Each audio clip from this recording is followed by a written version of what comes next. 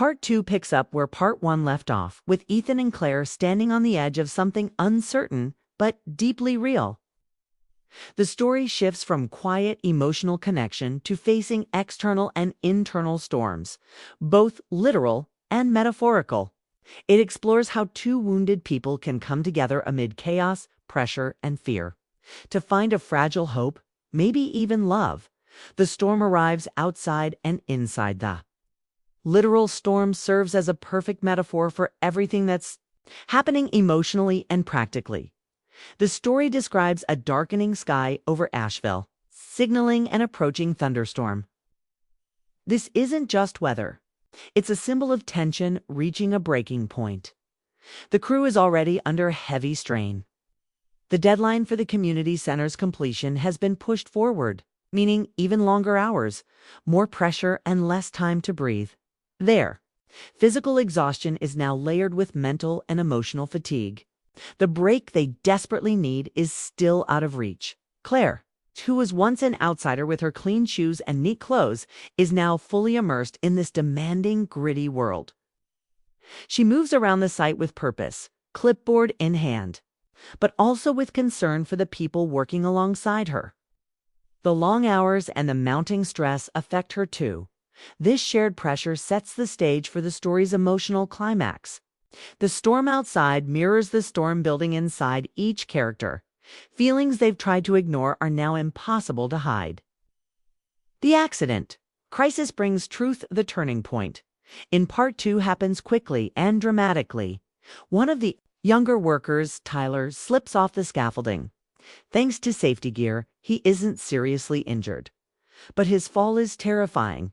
His screams in sudden danger throw the whole crew into chaos. Ethan, the dependable, quiet leader, is the first to reach Tyler. His heart races, his hands shake. Emotions that had been held back now break through. He pulls Tyler to safety. With trembling strength, this moment is crucial for several reasons. It reminds us just how fragile life can be, especially in dangerous jobs. The risk is real. Every day could bring disaster. It reveals Ethan's deep sense of responsibility. He doesn't just work hard, he protects those around him. But this moment also exposes his vulnerability. Underneath his calm exterior, Ethan feels the weight of everyone's safety and everyone's hopes. It heightens the emotional stakes. Between Ethan and Claire. Claire witnesses this raw moment and sees the strain on Ethan's face. It's no longer just subtle glances and quiet conversation. It's clear they both feel something powerful. Claire and Ethan's moment after the crisis. Claire approaches Ethan. It's raining lightly now, the storm beginning to pour. This scene is intimate and raw, to people finally talking honestly. Claire asks if Ethan is okay. His reply is layered with meaning. That could have been worse. A lot worse. It's a simple sentence, but you sense the weight behind it. Ethan carries not only the fear of what could have happened, but also the exhaustion of always being the strong one. Claire reaches out, gently touching his arm, a small gesture loaded with comfort and invitation. Ethan's response is telling. I'm always there, always holding things together. But no one's ever there for me. This is the emotional heart of the story. Ethan reveals his deepest loneliness and vulnerability for the first time. His role as the protector has cost him his own peace. Claire's answer, I would be, is both brave and tender. She offers what Ethan never expected: her presence, her care, and possibly her heart. The confession of feelings, this exchange between Ethan and Claire, is a turning point. It breaks down the walls they've both built. Claire admits that she came for a job, but now feels something more. She's scared, but she's tired of hiding her feelings. Ethan, who has kept his heart closed for years, doesn't immediately accept her offer. He's cautious, scarred, afraid to hope, but then he takes her hand, rough and calloused. It's a physical promise that he wants to try. Their conversation is gentle, mature, and deeply romantic. It doesn't need dramatic declarations or grand gestures. Instead, it's the honest, quiet admission of two people ready to take a risk. Even if the future is uncertain, The storm outside reflects the storm within. The rain continues to fall, but neither Ethan nor Claire moves away from each other. This shared moment in the rain symbolizes renewal, washing away past hurts, softening hardened hearts, and allowing space for something new to grow. Rain here isn't just a weather event. It's a metaphor for cleansing, healing, and emotional release. A week later, decisions and new beginnings after that moment. Time moves forward, but things have changed. The crew completes the project on time despite the pressure. Thanks in no small part to Ethan's leadership and Claire's coordination. Claire decides to extend her stay in Asheville. Officially, it's for personal reasons. Unofficially, it's because she doesn't want to leave Ethan behind or the possibility of what they might have together. Ethan, who once thought he was alone forever, starts to open up. But the story doesn't rush. Their relationship isn't about instant passion or overnight changes. Instead, it's about slow, steady connection, about coffee breaks, muddy boots, quiet mornings, and being there for each other. Themes and emotional layers of Part 2. Part 2 deepens the emotional themes introduced in Part 1, adding new layers. 1. Facing fear together. Both Ethan and Claire have been running from heartbreak, from loneliness, from uncertainty. The accident with Tyler forces them to face the fragility of life and the importance of connection. The crisis brings truth. It strips away pretenses and shows them what really matters. Being there for each other too. Breaking down walls. Ethan's confession reveals the deep emotional walls he's built over the years. His tough exterior hides a man who has been hurt and abandoned emotionally. Claire's presence is a crack in those walls. Her willingness to be vulnerable and to stay challenges Ethan to try something new, to allow love. In Point 3, the power of small gestures. Romance in this story is not about fireworks or dramatic scenes. It's about the power of small things. A touch on the arm, a hand held in the rain, a shared look in the middle of a storm. These little moments carry emotional weight because they're honest, earned, and deeply human. For hope amid hardship, the story acknowledges that life isn't easy. For these characters, they have real struggles, hard work, heartbreak, uncertainty. But through their growing relationship, there's hope. Hope that love can be a refuge, a place to rest, a break from pain. Relatability and realism. What makes Part 2 especially powerful for an audience in the US and Canada is its grounded realism. Ethan and Claire aren't glamorous or perfect. They're regular people dealing with everyday challenges, working long, exhausting hours, managing difficult relationships, wrestling with loneliness and fear, wanting connection but afraid to take risks there. Story feels authentic because it could be happening in any small town or city. This makes the emotional moments hit deeper because they feel real, the soft, hopeful ending. The story closes with a sense of calm and possibility, not with a grand romantic climax. The project is finished. The crew gets their much-needed break. Claire stays a little longer. Ethan and Claire don't have all the answers. They know there will be challenges ahead, but they aren't afraid to face them together.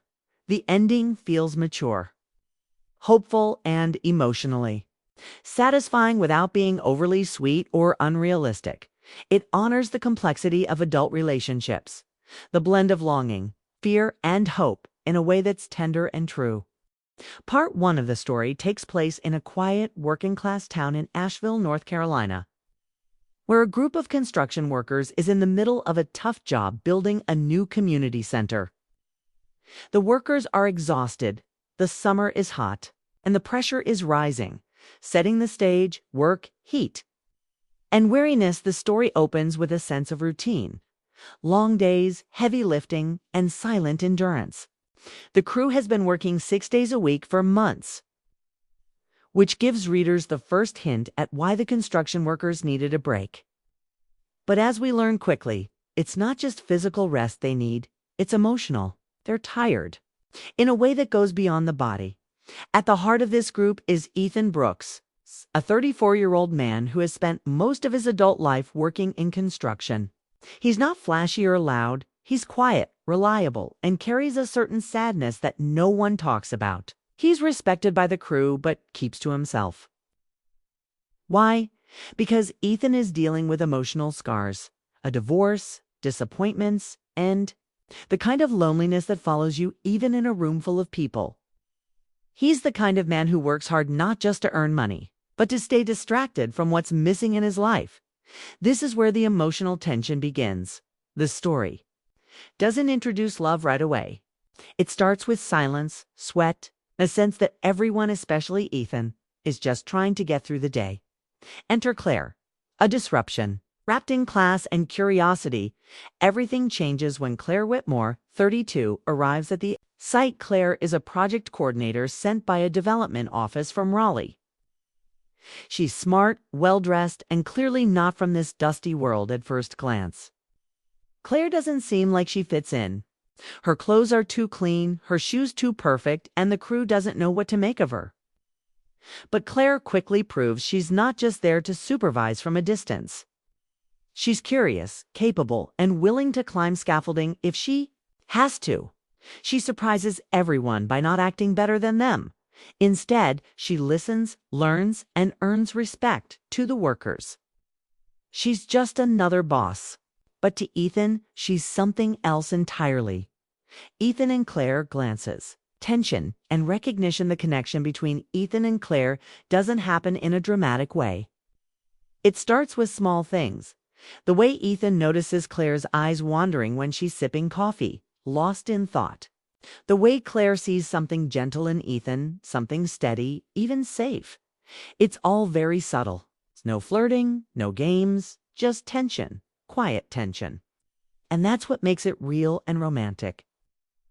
These are two people who aren't looking for love. In fact, they've probably been avoiding it for a long time, but somehow, something draws them in. Claire notices that Ethan is different from the other men on the crew. He doesn't try to impress her, doesn't joke, or flirt. He's just ... honest. And that honesty is something she hasn't felt in a long time. And Ethan sees in Claire a woman who's smart, sure, but also a little lost, just like him. She's driven, but her eyes give her away. She's tired, maybe, even lonely. They both are. The first real connection, a bottle of water and a shared truth, one of the most emotional moments in part. One happens during a break under the steel frame of the unfinished building. The two of them are alone, quietly, watching the sight. Claire offers Ethan a bottle of water and says something unexpected. "You look like you haven't rested in years." It's not small talk, it's real. And Ethan feels it. For the first time, someone sees beyond his tough skin. He replies, "It's hard to slow down when standing still reminds you of what's gone." That line is important. It tells us everything about him. He's not working so hard just because he needs the paycheck. He's working to avoid the silence, stay away from the pain that creeps in when life gets quiet. Claire doesn't run from that. She doesn't change the subject or give a fake smile. She stays with him in the moment. And that, right there, is where their connection truly begins. The storm within, pressure builds just when things feel like they're getting a little softer between them. Reality hits again. The crew gets bad news. The project deadline has been moved up. That means even more hours, more pressure, and more stress. This becomes a key turning point in the story. Tensions rise on the site. Everyone is stretched too thin. Ethan becomes even quieter, more withdrawn.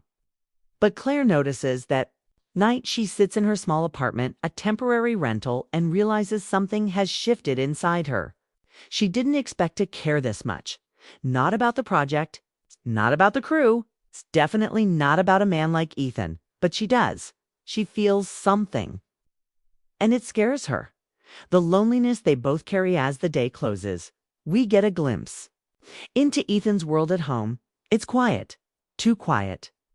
He lies on his bed, staring at the ceiling, thinking about Claire. He doesn't understand why her voice, her presence, her concern affects him so deeply. This part is soft, emotional, and deeply romantic without being physical. The story shows us that sometimes romance isn't about the grand gesture. It's about the quiet presence of someone who sees you, even when you don't say a word. Unspoken longing, the hook for part 2 by the end of part 1.